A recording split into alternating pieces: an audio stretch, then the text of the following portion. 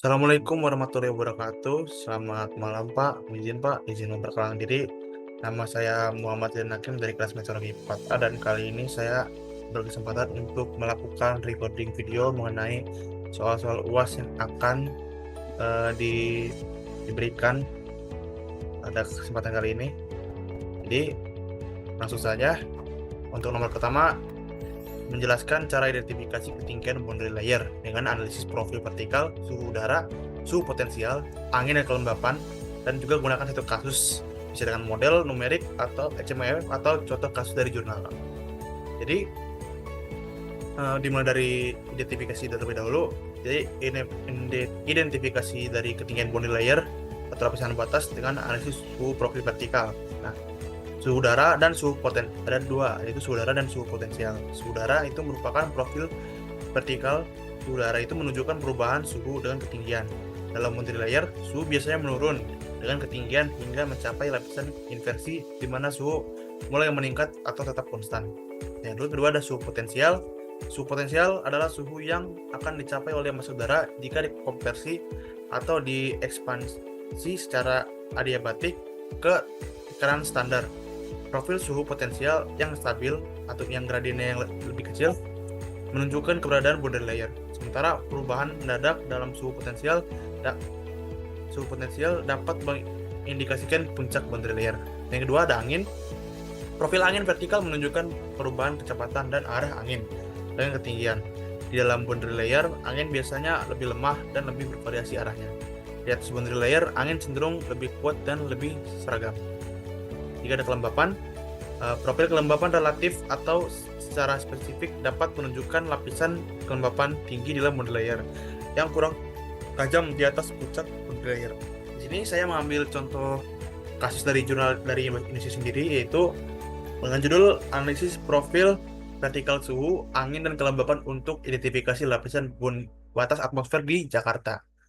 Itu penulisnya ada Budi Santoso, Arifin Z, Lestari D, pada diterbitkan pada tahun 2018. Sini di metodologi ini menjelaskan identifikasi boundary layer. Yang pertama ada data pengamatan ini menggunakan data dari Rason yang diluncurkan di Jakarta untuk mendapatkan profil vertikal suhu, kelembapan, dan angin. Yang kedua, ada data dari model numerik HMF itu digunakan untuk verifikasi dan analisis tambahan. Di analisis ini ada 3 komponen, yaitu suhu potensial, angin, dan kelembapan. Di suhu potensial itu mengidentifikasi lapisan inversi dengan mencari titik di mana suhu potensial meningkat secara signifikan yang menandakan puncak boundary layer. Yang kedua ada angin, yaitu menganalisis perubahan dalam kecepatan dan arah angin dengan ketinggian untuk menentukan lapisan geseran angin di puncak boundary layer. Yang ketiga ada kelembapan, itu mengidentifikasi penurunan tajam dan kelembapan relatif di atas boundary layer. Hasil sendiri ini, ada penelitian ini menunjukkan bahwa di Jakarta, puncak boundary layer ini dapat diidentifikasi dengan baik menggunakan kombinasi suhu potensial, angin, dan kelembapan. Profil vertikal dari perangkatan Rason menunjukkan lapisan inversi suhu potensial yang jelas, penurunan kelembapan yang signifikan, dan perubahan dalam profil angin. Nah, ini ada contoh saya ambil dari jurnal lain yang menggunakan sama data model HMWF. Sini ada profil suhu udara dan potensial, ditunjukkan seperti ini gambarnya. Lalu kemudian ada profil angin seperti ini gambarnya, dan ada profil kelembapan. Dari ketiga profil ini kita bisa identifikasi bahwa boundary layer pada lokasi dan waktu tersebut kemungkinan berkisar hingga sekitar 1000 meter. Pada suhu profil udara dan suhu potensial, kita bisa lihat di ketinggian, kita bisa melihat bahwa suhu potensial hampir konstan dalam lapisan hingga sekitar 1000 meter, yang menunjukkan bahwa boundary layer mungkin mencapai hingga ketinggian tersebut. Dan dari data profil angin, ini kita bisa melihat adanya peningkatan kecepatan angin yang signifikan hingga sekitar 1000 meter. Di atas ketinggian ini, kecepatan angin cenderung lebih seragam. Yang ketiga ada profil kelembapan, bisa dilihat menunjukkan penurunan kelembapan relatif yang signifikan hingga sekitar 1000 meter. Setelah itu, kelembapan relatif menurun lebih lambat. Baik, nah, untuk nomor 2 yaitu menjelaskan cara interpretasi gambar untuk monitoring tropical wave tersebut dengan memberikan data dan parameter. Nah, gambar yang disediakan adalah diagram spektral yang menunjukkan energi gelombang tropis pada berbagai frekuensi dan zona. dan zonal. Number bilangan gelombang zonal. Berikut cara interpretasinya. Pertama ada parameter utama yaitu zonal wave number atau bilangan gelombang zonal. Sumbu horizontal x-axis menunjukkan bilangan gelombang zonal yang menunjukkan jumlah gelombang yang ada dalam sirkumferensi ke ekuator. Nilai positif E menunjukkan gelombang bergerak ke arah timur eastward dan nilai negatif W menunjukkan gelombang bergerak ke arah barat westward atau westward. Frekuensi dalam CPD atau cycle per day. Sumbu vertikal menunjukkan frekuensi dalam siklus per hari.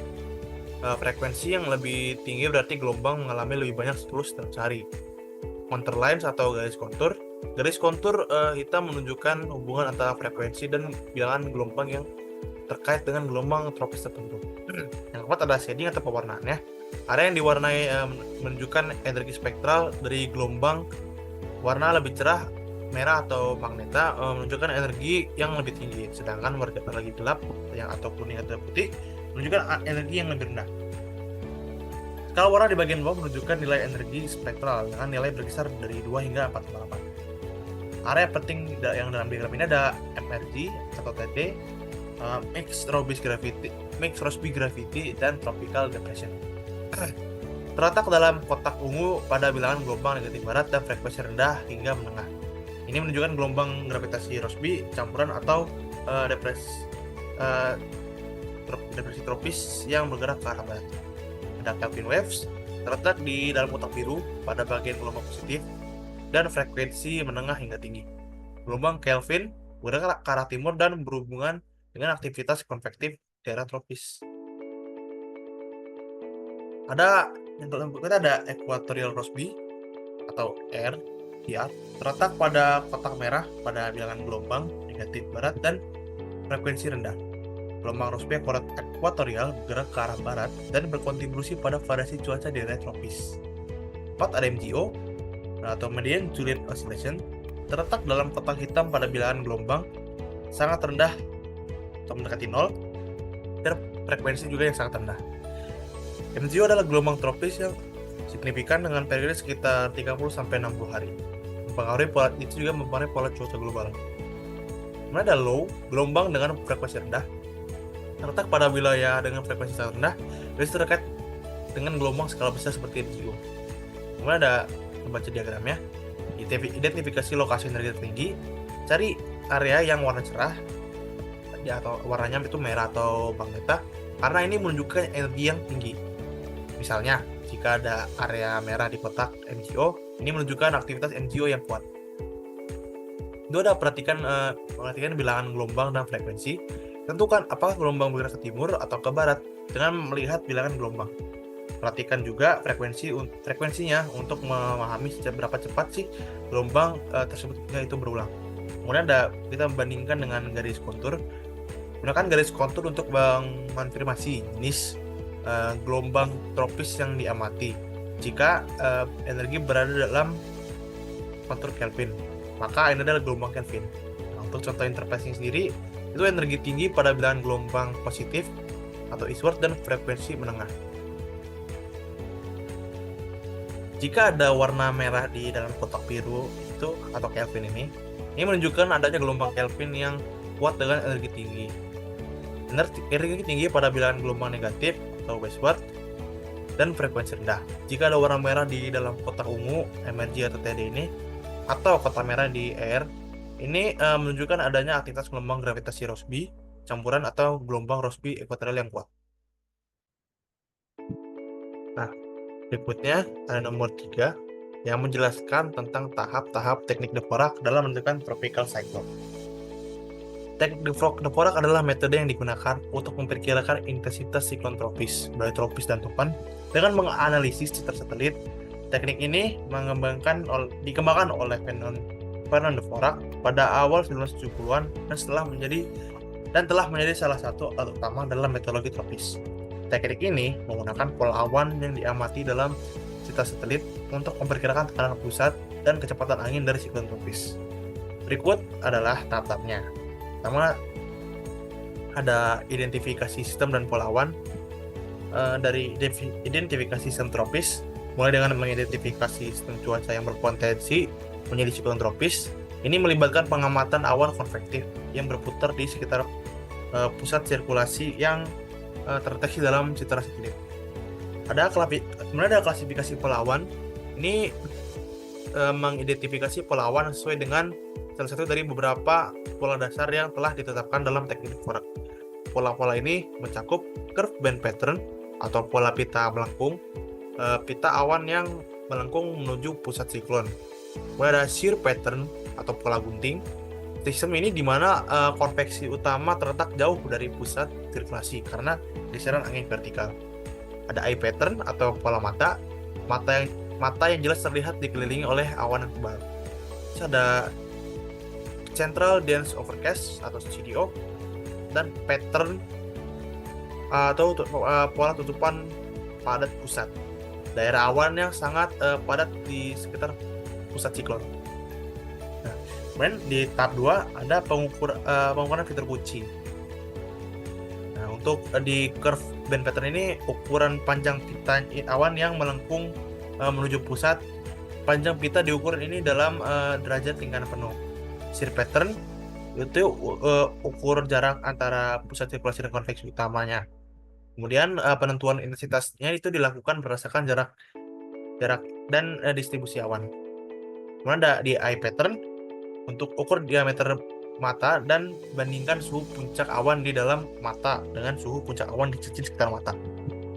Lalu yang waktu untuk CDO pattern, ukur luas dan bentuk CDO serta distribusi suhu awan di dalam CDO. Kemudian di tahap 3 ada penentuan T-number. Di pola pita melengkung ini membandingkan panjang pita melengkung dengan tabel intensitas yang telah ditetapkan untuk menentukan tropical number atau T-number. Misalnya pita yang melengkung setengah lingkaran pada penuh mungkin memiliki T-number sekitar 2,5.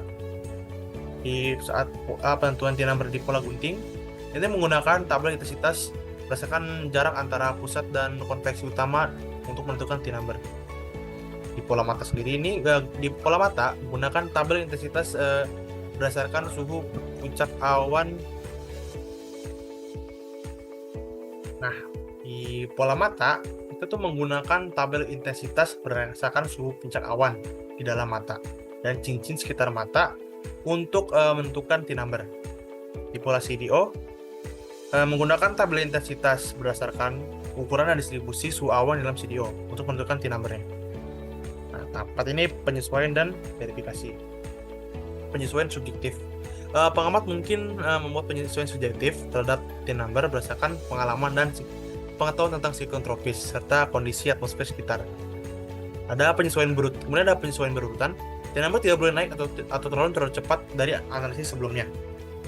Biasanya perubahan maksimum yang diperbolehkan adalah satu poin T-number per 24 jam. Kemudian ada verifikasi dengan data lain. T-number yang diperoleh dibandingkan dengan data dari sumber lain seperti pengamatan pesawat pengintai, pengamatan permukaan, atau model numerik. Kemudian di tahap 5 ada konversi T-number ke intensitas. Peraturan kecepatan angin itu menggunakan tabel konversi untuk mengubah T-number menjadi kecepatan angin maksimum yang berkelanjutan.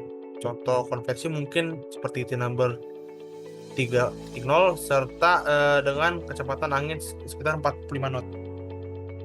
Penentuan tekanan pusat itu menggunakan tabel konversi untuk mengubah T-number menjadi tekanan pusat. Misalnya T-number 3.0 mungkin setara dengan tekanan pusat sekitar 990 hektopaskal. Untuk contoh kasus ini menggunakan deteksi siklon tropis menggunakan teknik Dvorak. Misal kita memiliki citra satelit dari siklon tropis yang menunjukkan pola pita melengkung. Kita identifikasi polanya itu, kita lihat pita awan nih melengkung sekitar 0,75 lingkaran penuh menuju pusat siklon.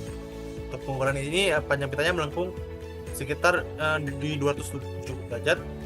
Kemudian untuk penentuan T-number-nya berdasarkan tabel intensitas untuk pola pita melengkung, panjang pita 20 derajat mungkin memberikan T-number sekitar 4 poin. Kemudian penyesuaian dan verifikasinya ini penyesuaian dilakukan berdasarkan pengamatan sebelumnya dan kondisi atmosfer. Misal, jika sebelumnya T-number 3,5, maka perubahan ke 4.0 dianggap wajar dalam waktu 24 jam. Lain halnya jika lebih dari itu maka dianggap tidak wajar. Konversi T-number itu dikonversi menjadi kecepatan angin sekitar 65 knot. T-number 4.0 itu dikonversi menjadi 65 knot dan tekanan pusatnya sekitar 170 hekapascal. Lalu nomor 4 ada tentang jelaskan mengenai MCS dan MCC menurut Maddox tahun 1980 dan cara mendeteksinya dengan satelit dengan mengilustrasikan dengan satu kasus mendeteksi MCC. Ini ada gambar sendiri. Lalu kita mulai dari definisi terlebih dahulu, itu mesoscale convective system dan mesoscale convective complex MCS dan MCC merupakan fenomena cuaca penting yang sering dikaji dalam meteorologi. Maddox memberikan definisi dan kriteria yang membantu memahami dan mengidentifikasi kedua fenomena ini. Yang pertama ada MCS, yaitu Mesoscale Convective System. Itu adalah sistem konvektif yang besar dan terorganisir, mencakup berbagai fenomena seperti squalines, low echoes, dan MCCS. MCS biasanya berlangsung selama beberapa jam dan mencakup area yang luas, seringkali beberapa ratus kilometer di sepanjang dimensi horizontalnya. MCS dapat menghasilkan cuaca ekstrim termasuk hujan lebat, angin kencang, dan kadang hujan es atau tornado. Nah, berikutnya ada MCC, Convective Complex. MCC adalah jenis khusus dari MCS yang memiliki bentuk dan ukuran yang lebih teratur. MCC didefinisikan dengan kriteria berikut. Untuk ukuran sendiri, area dengan suhu puncak awan atau cloud temperature itu kurang lebih minus 32 derajat Celcius dan harus mencakup setidaknya 100.000 km persegi. Area dengan suhu puncak awan itu kurang dari minus 52 derajat Celcius dan harus mencakup setidaknya 50.000 km. Untuk bentuknya sendiri itu pada saat maksimum, bentuk area dengan suhu puncak awan kurang dari 32 derajat Celcius harus memiliki bentuk sirkular atau hampir sirkular dengan rasio panjang terhadap lebar kurang dari 2:1. Durasinya ini selama setidaknya 6 jam dengan kriteria suhu puncak awan dipenuhi selama periode ini. Nah, mendeteksi MCC dengan satelit. Deteksi MCC menggunakan citra satelit sangat penting dalam meteorologi modern. Satelit, terutama satelit cuaca geostasioner, memberikan data yang real time dan resolusi tinggi tentang distribusi suhu puncak awan.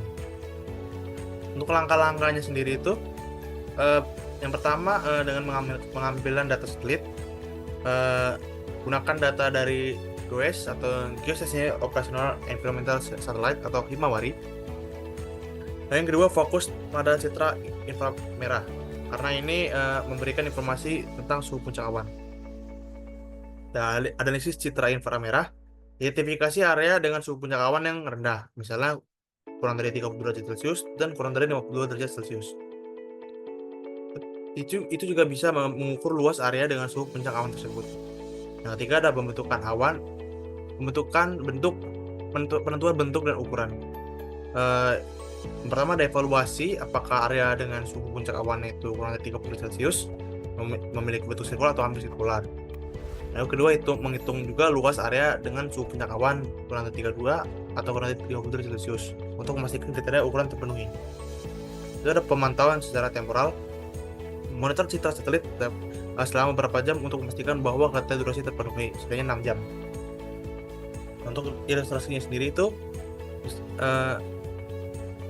bisa pengambilan dari citra satelit, ambil citra IR tadi inframerah dan dari satelit yang menunjukkan distribusi suhu puncak awan di suatu wilayah. Di sini ada analisis citranya bisa dilihat seperti ini. Pada langkah ini mengidentifikasi dua area penting. Area dengan suhu puncak awan yang tadi yang kurang dari 30 derajat Celcius dan areanya 100.000 km, dan area puncak awan yang kurang 50 derajat Celcius yang mencakup lebih dari 50.000 km. Lalu berikutnya ada verifikasi bentuk dan ukuran. Pastikan area dengan suhu puncak awan kurang dari 30 derajat ini memiliki bentuk sirkular atau hampir sirkular dengan rasio panjang terhadap lebar kurang dari 2:1. Lalu ada contoh visual deteksi MCC. Untuk memberikan ilustrasi visual berikut ada contoh kodenya. Ada script di sini. Dengan graf ini kita menghasilkan ini. Dan ilustrasi di atas, lingkaran merah menggambarkan area dengan suhu puncak awan kurang dari 30 derajat Celcius. Dan lingkaran biru menggambarkan area dengan suhu puncak awan kurang dari 50 derajat Celcius. Nah, untuk nomor 5, ini adalah monitoring gelombang tropis di wilayah Indonesia. Gambar ini menunjukkan kondisi monitoring gelombang tropis di Indonesia dengan menggunakan data observasi dan prediksi GIS forecast dari bulan Mei hingga bulan Juli. Data ini mencakup pengamatan outgoing long wave radiation atau OLR yang diukur dalam satuan wave per meter persegi. OLR yang lebih rendah, warna hijau dan biru ini menunjukkan aktivitas konvektif yang lebih tinggi. Nah, sementara nilai OLR yang lebih tinggi yang warna coklat itu menunjukkan aktivitas objektif yang lebih rendah. Untuk data pengamatan atau observnya itu pada tanggal 29 Mei sampai 4 Juni itu aktivitas konvektif teramati di bagian selatan Indonesia itu Sumatera dan Kalimantan Selatan. Gelombang tropis seperti MGO dan Kelvin aktif di wilayah ini ya. Terus di bulan 5 di tanggal 5 sampai 11 Juni aktivitas konvektif bergeser ke barat Indonesia, terutama di bagian Sumatera. Terdapat pengaruh dari gelombang Rossby ekuatorial atau air. Ini di tanggal 12 sampai 18 Juni, aktivitas konvektif ini terlihat di bagian tengah Indonesia, mencakup Kalimantan dan Sulawesi. MGO dan gelombang Rossby ekuatorial masih aktif. Di tanggal 19 sampai 25 Juni, aktivitas konvektif menyebar di wilayah Indonesia bagian tengah hingga timur. Gelombang Kelvin juga terlihat di beberapa bagian ya. Nah, kemudian diprediksi di GIS forecast pada tanggal 26 Juni sampai 2 Juli, prediksi menunjukkan aktivitas konvektif di bagian timur Indonesia, terutama Papua dan Maluku. MGO dan gelombang Kelvin diprediksi aktif. Di tanggal 3 Juli sampai 9 Juli, aktivitas konvektif diprediksi berkurang di bagian besar wilayah Indonesia. Ada sedikit aktivitas dari gelombang Rossby ekuatorial atau air. Tanggal 10 Juli hingga 16 Juli, konveksi kembali aktif di bagian barat Indonesia, terutama Sumatera dan Jawa. MGO dan gelombang Kelvin diprediksi aktif kembali. Kemudian di tanggal 17 sampai 23 Juli, aktivitas konvektif menyebar ke bagian tengah dan timur Indonesia, mencakup Sulawesi dan Papua. Gelombang Kelvin dan Rossby ekuatorial terlihat aktif. Interpretasi data. Dari data observasi dari prediksi ini, kita dapat melihat bahwa aktivitas konvektif gelombang tropis di wilayah Indonesia bervariasi dari waktu ke waktu. Gelombang tropis utama yang mempengaruhi wilayah ini termasuk MGO, gelombang Kelvin, dan gelombang Rossby ekuatorial. Aktivitas konvektif yang tinggi, yang nilai OLR rendah, biasanya terkait dengan cuaca basah dan badai. Sementara aktivitas konvektif yang rendah atau nilai OLR yang tinggi terkait dengan cuaca kering. Data ini sangat penting untuk perencanaan dan mitigasi bencana terkait cuaca di wilayah Indonesia.